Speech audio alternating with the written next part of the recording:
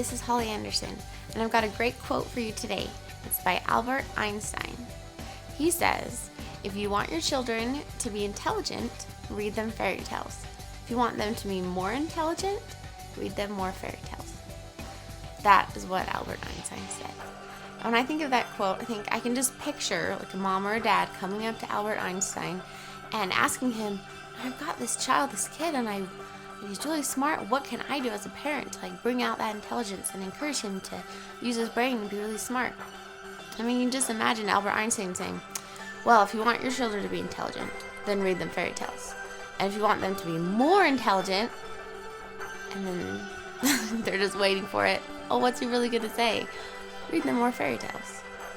Obviously emphasizing that they need to be creative, that they need to be in a setting where they can feel like there's no limits and there's all these possibilities. Because in fantasy, in a fairy tale, anything can happen. And for children, I think that's so important that they have experiences, that they read stories where crazy things happen and they can use their imagination and be super creative. And so Albert Einstein, we think of him as like he did the theory of relativity, and it's all science and math and things like that. And so you would expect him maybe to say something else, but he went with fairy tales.